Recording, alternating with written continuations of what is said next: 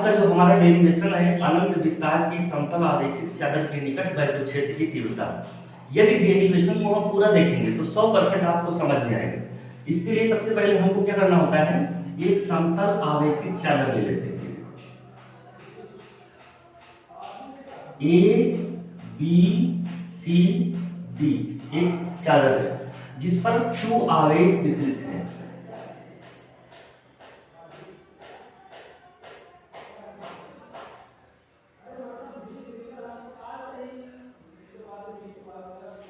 इसके भीतर एक गॉसियन पृष्ठ की हम कल्पना करते हैं, ठीक है ना। तो चादर से r मीटर की दूरी पर एक बेलनाकार, ये देखो ये r मीटर की दूरी पर है, एक बिंदु P है, ये बिंदु P पर वैद्युत क्षेत्र की तीव्रता E और क्षेत्रफल इसका dA। चूंकि क्षेत्रफल और वैद्युत क्षेत्र दोनों की दिशाएं सेम है तो यहाँ पर हमारा भैया होगा cos थीटा बराबर 0 होगा, और cos 0 का जो मान होता है वो होता है 1। ये हमको अभी आगे काम करेगा। अब देखो ये जो बेलनाकार गॉसियन पृष्ठ है ये चादर के दोनों ओर है, इसका भी क्षेत्रफल dA है। तो अब देखो हम किस तरीके से जो हमने चित्र बनाया है वही लिखेंगे। माना ए बी सी डी एक समतल आवेशित चादर है जिसका पृष्ठ घनत्व सिग्मा है, सिग्मा इसका पृष्ठ घनत्व है। पृष्ठ घनत्व क्या होता है भाई, देखो घनत्व का मतलब होता है किसी गाढ़ापन, यानी कि इस चादर पे आवेश की मात्रा कितनी है ये डिपेंड करता है घनत्व से उसके। तो ये ए बी सी डी एक समतल आवेशित चादर है जिसका पृष्ठ घनत्व सिग्मा है, इस पर प्लस Q आवेश वितरित है। इसके भीतर चादर के भीतर एक बेलनाकार गॉसियन पृष्ठ की कल्पना करते हैं और इस चादर से r मीटर की दूरी पर एक बिंदु P है और बिंदु P पर वैद्युत क्षेत्र की तीव्रता E और इसका क्षेत्रफल d है। तो सबसे पहले फार्मूले को जनरेट करने के लिए हमको पृष्ठ घनत्व, आवेश का पृष्ठ घनत्व यानी कि सिग्मा बराबर Q/A होता है, तो इसकी आवश्यकता पड़ेगी। तो यहाँ पर हम लोग लिखेंगे आवेश का पृष्ठ घनत्व,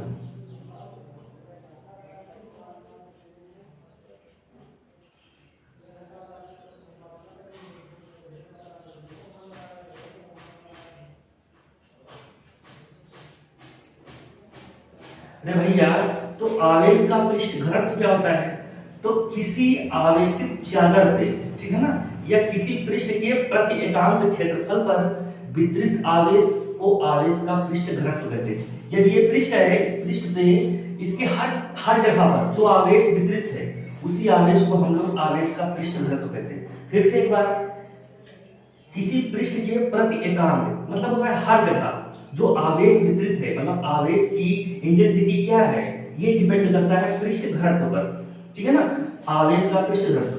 तो किसी चालक या किसी पृष्ठ लिख लेते हैं, किसी पृष्ठ के प्रति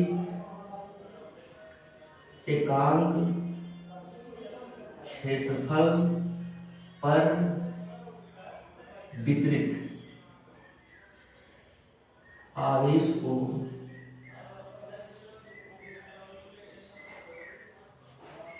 आवेश का पृष्ठ घनत्व कहते हैं।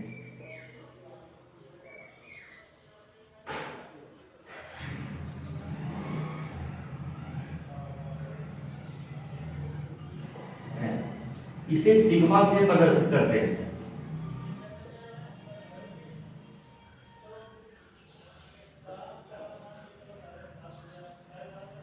यानी कि भैया हमारा जो फार्मूला बनेगा, यानी कि फार्मूला हमारा होगा सिग्मा बराबर Q/A। तो भैया हमारा होता है कूलाम, कूलाम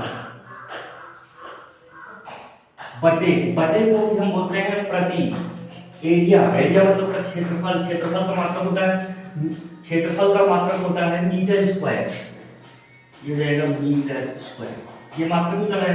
यदि यहां से हम Q बराबर निकालें, Q बराबर तो हो जाएगा सिग्मा ए। ये आवेश बराबर होता है सिग्मा ए। ये हमको अभी आगे रखना पड़ेगा, इसकी वैल्यू आगे पुट करनी पड़ेगी, इसीलिए मैंने एडवांस में निकाल दिया है Q that is equal to sigma A.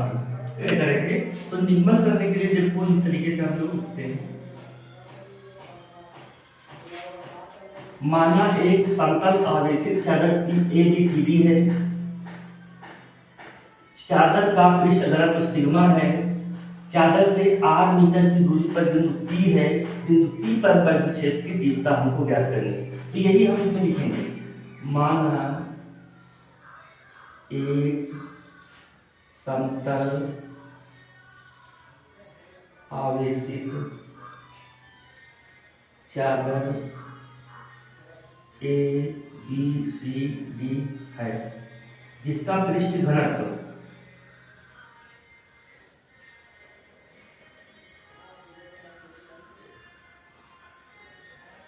Sigma है, चादर से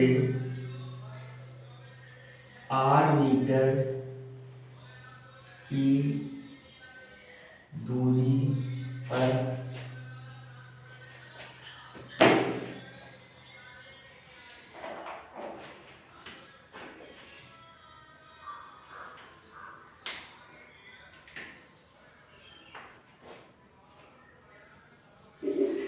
बिंदु P, चादर से r मीटर की दूरी पर बिंदु P पर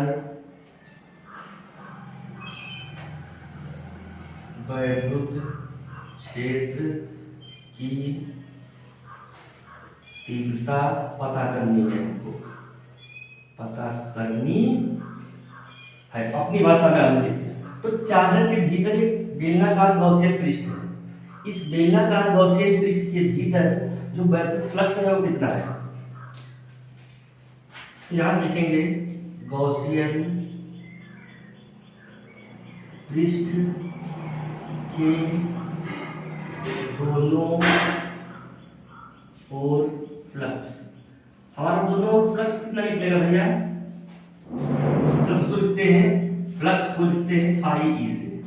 अभी देखो इधर जो फ्लक्स है और इधर जो फ्लक्स है दोनों का योग कर देंगे, तो फ्लक्स होता है E इंटू DA। संपूर्ण फ्लक्स की बात करी गई है तो इसलिए यहाँ पर समाकलन लगा देंगे, प्लस E इंटू DA। संपूर्ण की बात करी गई है, समाकलन लगा देंगे। एक फार्मूला होता है, चूंकि वेक्टर B इंटू A बराबर होता है BA cos थीटा, देन यहां पर हम फाइंड कर देंगे वही चीज। तो ये हमारा हो जाएगा phi E that is equal to, ये देखो समाकलन E इंटू DA हो जाएगा cos थीटा प्लस समाकलन E into DA cos theta. भाई DA बराबर होता है DA cos थीटा, तो वहां यहाँ पर हमने इनपुट किया है E DA cos theta plus DA cos theta. चूंकि थीटा वैद्युत क्षेत्र की तीव्रता, बिंदु P पर वैद्युत क्षेत्र की तीव्रता और क्षेत्रफल दोनों की दिशाएं सेम है, तो थीटा बराबर होगा 0 और cos 0 का मान होता है 1, यहाँ पर लिखा हुआ है। तो यही हम यहाँ पर पुट कर देंगे, तो क्या हो जाएगा, 1 मान रखेंगे तो समीकरण में कोई परिवर्तन नहीं होता है, तो यहाँ पर हो जाएगा फाई ई बराबर समाकलन E DA प्लस समाकलन E DA, ये हो जाएगा फाई ई।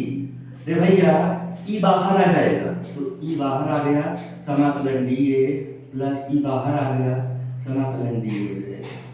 चूंकि मैथ वाले बच्चों को तो पता रहता है, यदि बायोलॉजी वाले को नहीं पता है तो यहाँ पर देख लेंगे, समाकलन dx का जो समाकलन होता है x होता है, समाकलन dt का समाकलन होता है t, देन उसी प्रकार dA का समाकलन होगा भैया a।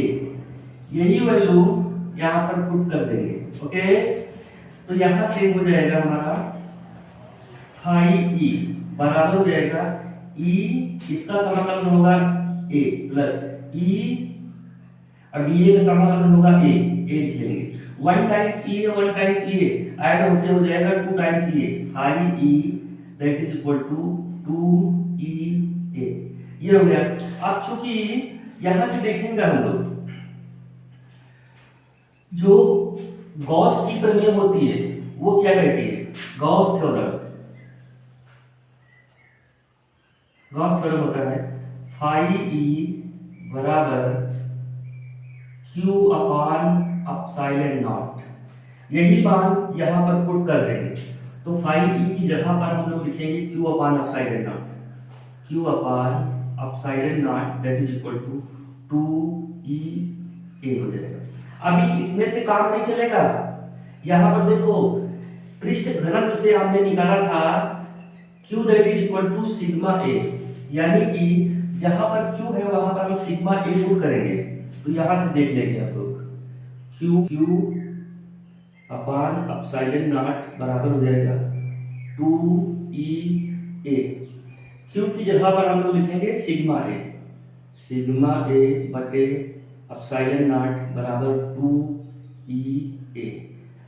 समीकरण का मतलब होता है जितना ज्यादा हो सके उसको कैंसिल किया जाए, A से A कैंसिल हो जाएगा, तो हमारा बचेगा सिग्मा अपान एप्सिलॉन नॉट बराबर 2E। E की वैल्यू हमको निकालनी है, तो यहाँ से हो जाएगा E that is equal to sigma upon epsilon naught, ये 2 इधर गुणे में है, इधर आएगा भाग कर जाएगा, तो ये हो जाएगा 2 sigma upon 2 pi epsilon naught, sorry 2 epsilon naught. इसी चीज को हम E that is equal to हो जाएगा सिग्मा अपान 2 एप्सिलॉन नॉट, या इसको सीधा हाथ लिख सकते हैं E बराबर सिग्मा अपान 2 एप्सिलॉन नॉट। यही हमारा फार्मूला है।